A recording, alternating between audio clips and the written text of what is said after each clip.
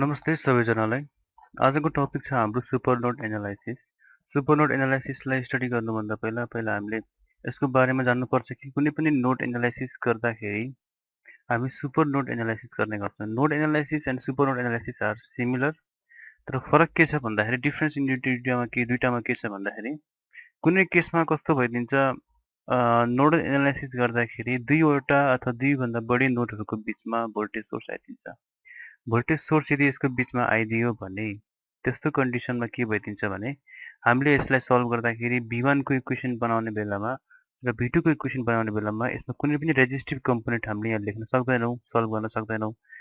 त्यसै कारणले गर्दाखेरि हामीले सुपरनोड एनालाइसिस गर्ने गर्छौँ। यदि यिनी दुईटाको बिचमा कुनै भोल्टेज सोर्स यदि बिचमा आएको छ भने भोल्टेज सोर्स अथवा current source, in such a case we apply supernode technique पनि अब यहाँ भनिएको के छ भन्दाखेरि कस्तो खालको केसेसहरुमा हामीले सुपरनोड टेक्निक एप्लाई गर्छौं त? कस्तो खालको केसमा त? इन सच अ केस भन्नेपछि कस्तो खालको केस भन्दाखेरि voltage source, only voltage source, that a branch in the circuit has only a voltage source, then it is slightly difficult to apply nodal analysis. If branches कुनै पनि ब्रान्चमा यदि voltage source आइदियो त्यसको नोडहरुको बीचमा भन्दाखेरि त्यसमा के भनिन्छ नोडल एनालाइसिस हामीले गर्न सक्दैनौं। जुन हाम्रो जुन पुरानो तरिकाबाट हामीले जुन नोडल एनालाइसिस गर्थ्यौं क्लासिकल मेथडबाट, त्यो मेथडबाट हामी गर्न सक्दैनौं र हामीले कस्तो खालको मेथड युज गर्छौं त त्यसमा super node analysis method use गर्ने गर्छौं। ओके, यो जुन मैले ह्यान्डआउट तयार पारेको छु, this handout is taken from J.B. Gupta, the book which is called Basic Electrical Engineering, Volume 1. The writer is J.B. Gupta. त्यसैले यो बुकबाट मैले लिएको हुनाले यो बुकलाई नै अब हामी रेफरेन्स मानेर अगाडि बढौं। Find V1 and V2 by writing a single supernode equation for the given circuit. This is the question. यो क्वेसन छ हाम्रो। यो क्वेसनमा के छ भन्दाखेरि जस्तै अब यो V1 भनेको एउटा first node, node number 1, V2 is node number 2। अब यसको दुईटाको बिचमा भोल्टेज सोर्स छ 36 भोल्ट। 36 भोल्टको हाई पोटेन्शियल कहाँ छ? V1 मा छ। लो पोटेन्शियल कहाँ छ? V2 मा छ। त्यसैले 36 भोल्टको high potential V1 minus V2 is equal to 36 volt, because 36 volt is a voltage source, it is a battery. त्यसैले ब्याट्रीको हाई पोटेन्शियल V1 भन्ने नोडमा छ, अर्को V2 को नोडमा छ भने यो दुईटा पोइन्टको बीचको पोटेन्शियल कति हुन्छ? 36 भोल्ट नै हुन्छ। त्यसैले हामीलाई एउटा जनरल इक्वेसन हामीले के बनाउन सक्यो त यहाँबाट 36 volt is the voltage V1 minus V2. We can clearly write that. Okay. Here see that solution में के छ भन्दाखेरि that I have written here V1 and V2 nodes are super nodes. So at super nodes V1 and V2. So V1 and V2 are super nodes. So in between the super nodes we can write that V1 minus V2 is equal to 36. V1 minus V2 is equal to 36, right? And the sum of all the currents at super nodes are 0. The sum of all the currents at super nodes are 0. So we write the sum of everything, every current at those two super nodes equal to 0. So node 1 current equation is, what will be the node 1 current equation? V1 1 by 4 plus 1 by 6. How it is possible? Let's see. V1 को equation लेख्दाखेरि V1 को equation जुन मैले यहाँ लेख्ने कोसिस गरेँ भने V1 को इक्वेसन के हुने भयो भन्दाखेरि V1 को इक्वेसन जनरली यदि सुपरनोड नभइदिएको भए के लेख्थ्यौं? V1 ब्र्याकेट V1 सँग कुन रेजिस्टेन्स जोडेको छ? 4 प्लस 6, 1 by 4 प्लस 1 by 6. यो सिम्पल एउटा नोडल एनालाइसिस नै हो। This is a simple nodal analysis. म जुन लेखिरहेको छु यो V1 is equal to 1 by 4 plus 1 by 6 and minus कुन नोड जोडिएको छ? V2 भन्ने नोड जोडिएको छ। तर V2 मा के छैन त?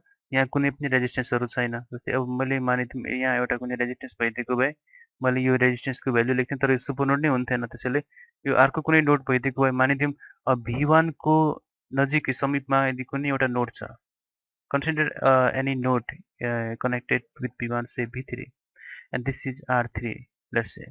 त्यसपछि के लेख्न सकिन्छ? Minus V3 divide by R3 लेख्न सकिन्थ्यो। तर यस्तो कन्डिसन यहाँ हाम्रो यो हाइपोथेटिकल कन्डिसन हो।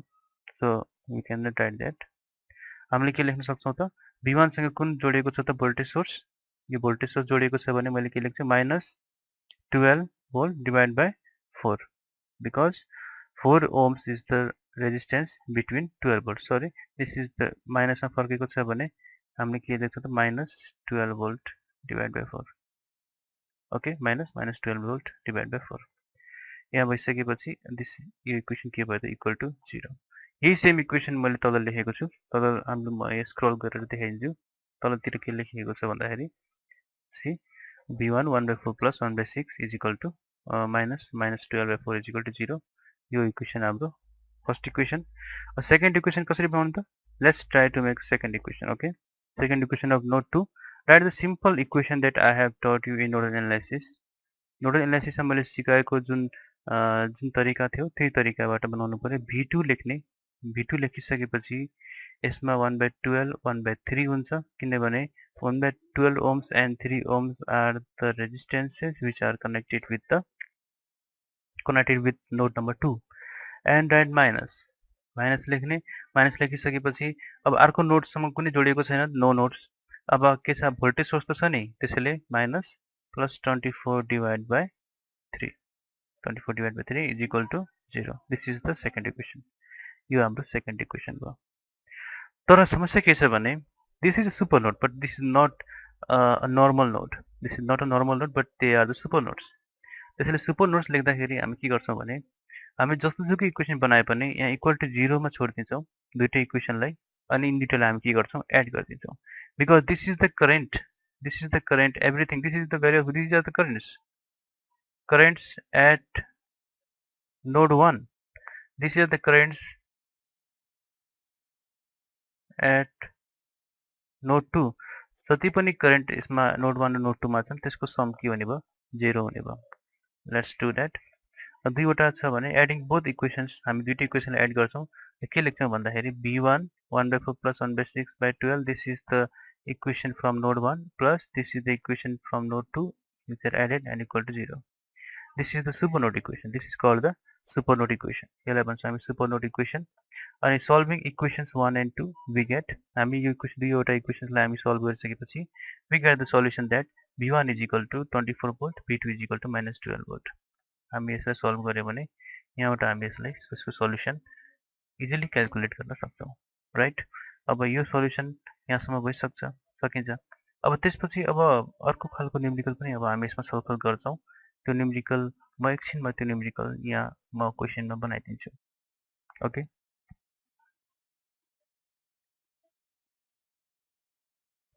let's solve another equation I will draw another equation for you म एउटा इक्वेसन ड्रा गर्नेछु त्यो इक्वेसनलाई हामी यसमा अहिले सल्भ गर्नेछौं लाइभ यसमा के छ भन्दाखेरि एउटा 12 भोल्ट को सोर्स यहाँ म जोड्दिन्छु दुईवटा नोडको बीचमा यो पनि बुककै क्वेशन हो this is 6 ohms this is 12 volt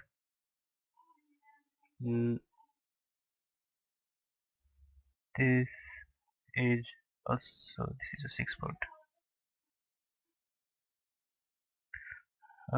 another is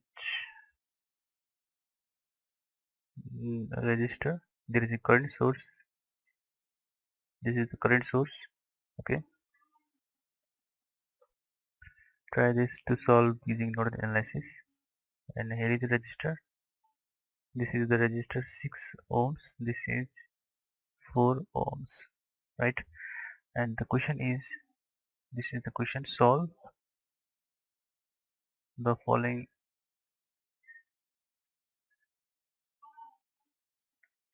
circuit using nodal analysis okay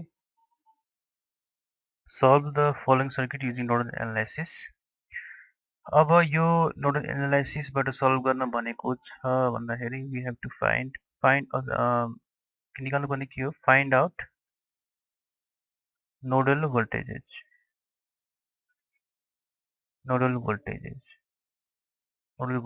and current across each resistors प्रत्येक रेजिस्टरहरुमा बग्ने करेन्ट पनि पत्ता लगाउनु पर्यो नोडल भोल्टेज पनि थाहा पाउनु पर्यो ओके अब नोडल एनालाइसिसबाट सल्युसन गर्दाखेरि अब हामीले जान्नुपर्ने कुरा के छ भने solution, right the solution. Okay, solution लेख्दाखेरि सबभन्दा पहिला हामी के मान्नु पर्यो? This is the node V1, this is V2, this is V3. There are 3 nodes and this is the reference node. This is the B ref reference voltage 0.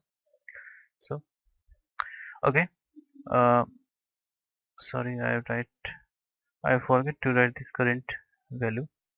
The value of the current is 6 ampere also. Everything is 6 here. 6 ohms, 6 volts, 4 ohms, 12 volt. Okay, right.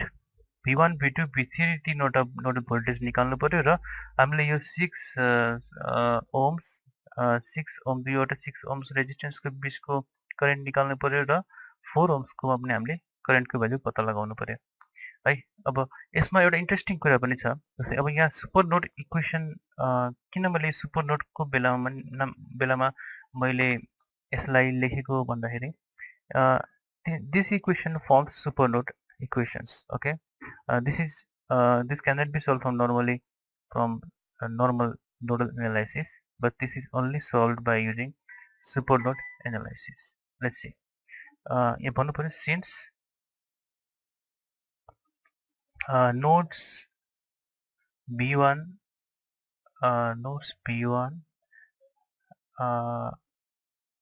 and B3 nodes B1 and B3 are super nodes because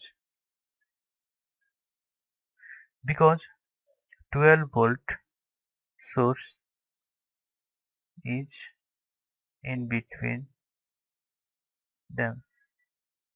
यिनीहरूको बीचमा के छ? 12 volt source छ. Also in between V2 and V3 nodes 6 volt EMF source is present. So V2 and V3 are supernodes. अब यसमा के interesting कुरा के छ भन्दाखेरि V1 र V3 पनि सुपर नोड छ, V2 र V3 पनि सुपर नोड छ भनेपछि हामीले V1, V2 र V3 तीनैवटा इक्वेसनलाई सुपर नोड भन्न सक्छौं। ठीक छ, अब V1 को इक्वेसन बनाउनु पर्यो, V2 को इक्वेसन बनाउनु पर्यो, V3 को इक्वेसन बनाउनु पर्यो, राइट। अब यसमा सबभन्दा पहिला फर्स्ट सुपर नोड इक्वेसनको लागि हामी यसको लागि सर्टेन असाइनमेन्ट गरौँ कि at supernodes say B1 and B3. Supernodes B1 र B3 को लागि हामी के लेख्न सक्छौं भन्दाखेरि just B1 minus B3 is equal to 12 volt. This is the first equation because किनभने यो हाई पोटेन्शियलमा छ, यो लो पोटेन्शियलमा छ, plus minus, so B1 is high potential, B3 is low potential, so write B1 minus B3 equal to 12 volt. That is a common sense. At supernodes B2 and V3, what you have to write is that V3 minus V2 is equal to 6 volt. This is the second equation. The second equation by V3 minus V2 is equal to 6 volt, right? V3 minus V2 is equal to 6 volt. Okay.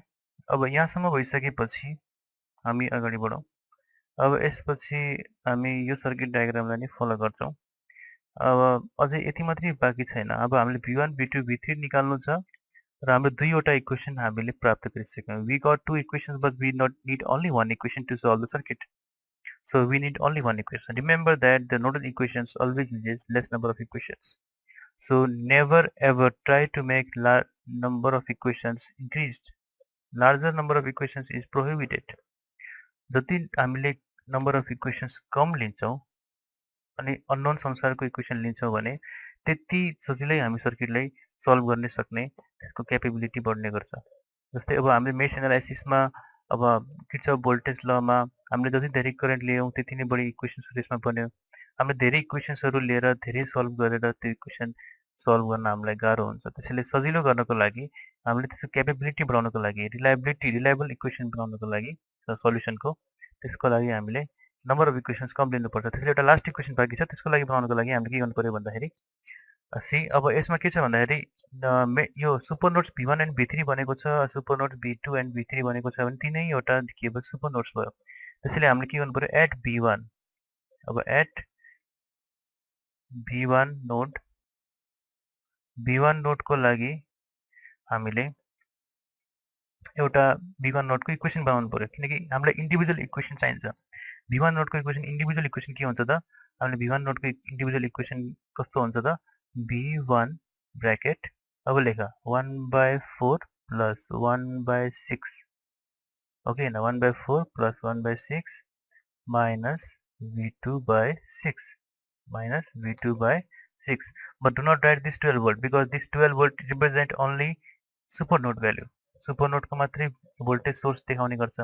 यदि यहाँ एउटा resistance भइदिएको भए if there is a something a resistance त्यसले के लिनु पर्थ्यो minus 12 volt divided by यसको भ्यालु R तर त्यस्तो कन्डिसन हामीसँग छैन त्यसैले त्यो लेख्न परेन। ओके त्यस्तो कन्डिसन छैन त्यसैले V1 को लागि हाम्रो इक्वेसन यो भयो equal to 0 okay this is I say this is one first equation small I equation for V2 right for V2 what will be the equation for V2 try it 1/6 V2 times bracket 1/6 V2 सँग connect भएको resistance कुन छ 1/6 मात्रै छ त्यसैले 1/6 मात्रै भयो okay अब त्यसपछि के लेख्नु पर्यो माइनस V1 पनि त छ नि माइनस V1/6 किनकि 6 यसमा छँदैछ माइनस V1/6 अरू अनि भोल्टेज सोर्स त छ तर के छ सुपर नोडमा छ भोल्टेज सोर्समा कुनै रेजिस्टेन्स यहाँ जोडिएको छैन त्यसैले यदि मैले मानिदिउँ जानी जानी -6 लेखेँ रेजिस्टेन्स कति छ रेजिस्टेन्स त 0 छ तार मात्रै छ यहाँ त अब मैले डिनोमिनेटरमा 0 लेख्न पाइनँ नि त डिनोमिनेटरमा 0 लेखेँ भने त इन्फाइनाइट हुन्छ यो त्यसैले यो लेख्न पाइएन मैले जस्ट के लेख्नु पर्यो इक्वेसन मात्रै टाइप गर्नु पर्यो okay is equal to okay is equal to मैले के लेख्नु पर्यो there is a current source of 6 ampere so write for 6 ampere 6 एम्पियरको पनि त लेख्नु पर्यो 6 एम्पियरको पनि त छ नि यसमा 6 एम्पियरको लागि लेख्नु पर्यो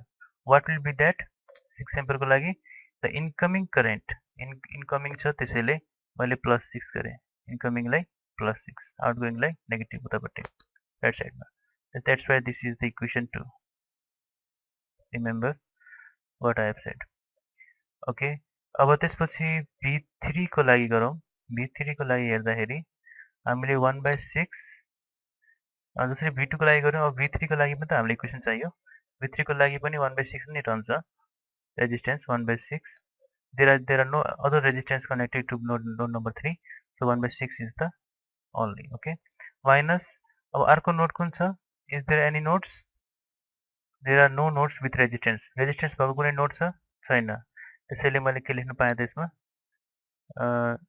सरी मैले यसमा के लेख्न पाएँ V3 1/6 is equal to 0 but this does not mean that V3 is equal to 0 these are the three modular equations at node 1 at V2 node this is at V3 node these three are what super nodes these three are super nodes त्यसैले हामी super nodes हरूलाई के गर्छौं त now we add all the super nodes adding all equations now add all equations so write V1 1/4 plus 1/6 minus V2/6 also plus V2/6 minus V1/6 and plus V3/6 is equal to 6 this is the third number equation this V2/6 cancels out each other and V1/6 also cancels out V1/6 also cancels out is there any mistakes there are no mistakes I guess V1 V1/4 plus V1 by 6 minus V1 by 6 plus V3 by 6. This V1 by 6 also cancels out, equal to 6. And V1 by 4 plus V3 by 6 is equal to 6. This is the, I guess this is the third equation, but this is not the third equation. This has to be simplified. This has to be simplified. This equation is the third equation. अब इसमें हामीले solving 1, 2 and 3. I have to try to solve this 3 equations 1, 2 and 3. Let's try to solve it manually. Okay. From equation 1, what is the value of V1? V1 is equal to, what can I can write is V1. You have to solve using calculator. You can solve this using calculator, but I will solve this manually. V1 is equal to 12 plus V3. What will be the solution? What will be the value after inserting V1 value? V1 is equal to 12 plus V3. So write this value here. V1 is equal to what will be the value? 12 plus V3 divided by 4 plus V3 by 6 is equal to 6. So you can calculate V3 easily. So let's try to solve this. 4 3 is 12, 3. So I will add 3 plus V3, 3 plus V3 by 4 plus V3 by 6 is equal to 6. Or V3, what will be the LCM of 4 and 6? 4 to the 8, 4 to the 12. Actually, this is the 12. So 4 3 is 12, 6 2 is 12 is equal to 6 minus 3 is 3. Or V3 is equal to 12 times 3 by 5. So 36 by 5, what is the value? 7.2 volt. This is the value of V3. Okay, 7.2 volt. 7.2 volt is the value of V3. 7.2 volt. And what will be the value of V2? V2 value will be V3 minus 6, right? V3 minus 6 from equation 2. V2 is equal to V3 minus 6. So write it down. 7.2 minus 6, it is 1.2 volt. What will be the value of V1 then? What will be the value of V1? It is 12 plus V3. 12 plus V3, right? 12 plus V3. From 1, V1 is equal to 12 plus V3. So what will be the value? 7.2 plus 12, it is 19.2 volt. See, अब हामीले यहाँबाट एउटा बुझ्ने कुरा के छ भन्दाखेरि हामीले यो जुन टर्म्सहरू जुन हामीले यहाँ अब्टेन गर्यौं, यहाँ V1 V2 by 6 के भइरहेको छ? क्यान्सल आउट भइरहेको छ. V2 by 6 चाहिँ क्यान्सल आउट भइरहेको छ.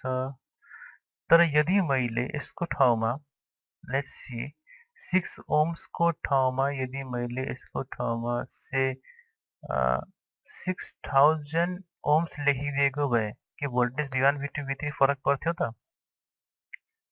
चेक गरौँ. फरक पर्छ कि पर्दैन? मैले यो जुन 3 इन्डिभिजुअल सुपरनोड इक्वेशन्सहरु जुन मैले निकाले, यसको ठाउँमा के हुन्थ्यो? 6000 हुन्थ्यो. 6000 से 6000 हुन्थ्यो. अनि त्यसपछि के हुन्थ्यो भन्दाखेरि यहाँ 6000 हुन्थ्यो. त्यसपछि कहाँ हुन्थ्यो? यहाँ 6000 पनि हुन्थ्यो. यहाँ 6000 हुन्थ्यो.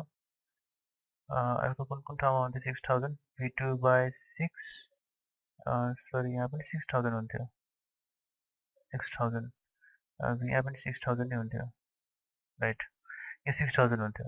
अब यसले के हामीलाई कन्क्लुजन निकाल्छ भने यहाँबाट 6000 जुन छ यो 6000 6000 6000 6000 यो के भइरहेको छ? क्यान्सल आउट भइरहेको छ. This are all cancelling out. त्यसैले दिस सर्किट यो सुपर नोड को सर्किटमा this value does not depend in any other components. Any components सँग डिपेन्ड गर्दैन यो भ्यालुले. त्यसैले कन्फ्युज नहुनु कि 6 ohms जुन छ यो resistance This is a special type of resistance. You can break it down. हामीले यसलाई टुक्राउन पनि सक्छौँ. You can break it down like that. मैले यसलाई यसरी टुटाएँ भने पनि यहाँ यसको point यो point र यो point को बिचको voltage कुनै चेन्ज आउँदैन, because if I take this value to 9999 to infinity, so this value does not change. The value of V1, V2 and V3 does not change. त्यसैले मैले यसको ठाउँमा यदि मैले R लेखेँ भने it doesn't matter. मैले R लेखेँ भने find R. If I say calculate the value of R, then this is the meaningless. यो meaningless हुन्छ. R को value म यसमा निकाल्न सक्दैन. I cannot do that. Right? म यसबाट केही R को value निकाल्न सक्दिनँ, but I can surely say that यो जुन R को value थियो, this R को value is not defined. Defined गर्न सकिँदैन. त्यसैले यो सर्किटमा चाहिँ यो R हाम्रो क्यान्सल आउट हुन्छ. यसरी नोडल एनालाइसिसबाट हामीले कुन load, which load is most important and which load is most precious, कुन लोडलाई हामीले चेन्ज गरेर सर्किटको कम्पोनेन्ट, सर्किटको प्यारामिटर्सहरूलाई चेन्ज गर्न सक्छौँ. हामी त्यसलाई पनि सल्भ गर्न सक्छौँ. अब यही सेम इक्वेसनलाई हामी सुपर मेसबाट पनि गर्न सक्छौँ. सी एउटा लुप मैले यहाँबाट यो this is the loop, so this is the current source, so this is the super मेसको लुप बन्यो. यसरी सुपर मेसबाट पनि म यसलाई सल्भ गर्न सक्छु. सुपर मेसको इक्वेसनको लागि this is an assignment for you. You try to solve this in super mesh. Okay, you try it yourself. अब अर्को कुरा के भनेको छ भने current across each resistors. Find out the current across each resistors. Just find out the current across this resistance, right? अब यो रेजिस्टेन्समा flow हुने करेन्ट निकाल्नुको लागि त V1 र V2 लाई घटाउनु पर्यो. V1 ठुलो छ कि V2 ठुलो छ, कुन ठुलो छ त्यो अनुसार घटाउनु पर्यो, राइट? अब यो रेजिस्टेन्सतिर जति सुकिरहेको करेन्ट चाहिँ त्यति नै बग्छ. तिमीले रेजिस्टेन्स जति सुकी राख्नु तर करेन्ट त्यति नै बग्छ. त्यसैले यहाँ एउटा नयाँ कन्क्लुजन तिमीहरूलाई म एउटा नयाँ टपिकमै सुरु हुन्छ. यहाँ 6000 चाहिँ आएन, फेरि यहाँ निलो कलरको, फेरि यहाँ तिमीले ब्लू कलरमा सबै कपी गरौँला. ब्लू कलरमा 6000 चाहिँ आएन. This is for just for understanding. This is just for understanding. Okay, अब यसबाट हामीले एउटा कन्स्टेन्ट करेन्ट सोर्सको कन्सेप्ट पाउन सक्छौँ. Okay, let's start now for current को लागि अब हामीले 6 ओम को रेजिस्टेन्स को लागि निकाल्नु पर्यो. 6 ओम को रेजिस्टेन्स भनेको यो R. This is not actually R, but this is 6 ohm in the question. This is 6 ohm. 6 ohms हो क्वेशनमा दिएको. त्यसैले म के लेख्छु भने V1 र V2 को डिफरेन्सबाट म निकाल्छु यसलाई है त. 6 ओम मा बग्ने करेन्ट कति छ? 4 ओम पनि छ, त्यहाँ 6 ओम पनि छ. अब सर्किटलाई तलमाथि गरिराख्नु भन्दा पनि सर्किटलाई फेरि तलै बनाउँदाखेरि बेटर होला. सर्किटलाई फेरि तलै बनाउँछु. Repeat. This is the circuit that I am constructing again. Now connect this with current source, right? This is the question. 6 ohms, 6 volt, 12 volt, 6 ampere, 6 ohms, and this is 4 ohms. Well, this is V1, this is V2, this is V3. What is the value of V1? It says 19.2 volt. What is the value of V2? It says 1.2 volt. What is the value of V3? I don't remember. What is the value of V3? It is 7.2. 7.2 volt. So, अब current कसरी बग्छ त? V1 is larger than V2, त्यसैले current यसरी बग्छ. अब यसबाट current 19.2 volt छ. यो डिफरेन्स मैले 0 volt मानेको छु, ग्राउन्डिङ volt सुरुमै क्वेशनमै. त्यसैले यसको भ्यालु पोजिटिभ आएको छ. यदि नेगेटिभ आइदिएको भए के हुन्थ्यो? 0 volt देखि नेगेटिभ भोल्टमा जान्थ्यो, उल्टा जान्थ्यो करेन्ट रिभर्स डाइरेक्सनमा. ओके, अब त्यसपछि V3 7.2 volt. This is positive value. 0 is the low potential. Essentially, current is high potential to low potential. This is battery source. So current always flows like that. Your direction of current 6 ampere. This is the direction of the current towards this branch. Now write the value of this I. Now mark I1, mark I2, what is this value, I3, and write the value of this I4, this is I5, this is I6. So I1, what is the value of I1? I1 is the V1 minus V2 divided by 6, correct? So what is the value of I1 then? 19.2 minus 1.2 divided by 6. You can calculate it easily. Okay, I will calculate it after I write I2. What is the value of I2? V1 minus 0 divided by 4. 19.2 minus 0 divided by 4. You can write it easily. I2. What is the value of I3? Then I3 को value नहीं लेख्नु पर्यो हामीले. अब यो के छ भन्दाखेरि am I right or wrong? But this 19.2 volt is the potential of V1. This is the potential of V3. So यसरी हेर्दाखेरि के देखिन्छ भने this battery यो high potential छ, यो low potential छ भने I3 is not in this direction. I3 is not in this direction, but this current 19.2 volt to 7.2 volt. After subtracting this, this is the 12 volt. So the current, okay, this is that I have done is right. It is already right. This is I3, right? I3 को value के हुन्छ त यसमा लेख्नु पर्दाखेरि अहिले हामी I3 को भ्यालु लेख्नु पर्यो भने कसरी लेख्ने त I3 applying KCL at V1, so we can say that I1 plus I2 is the value of I3. I1 plus I2, you can add it. And what is the value of I5? I5 is 6 ampere current source.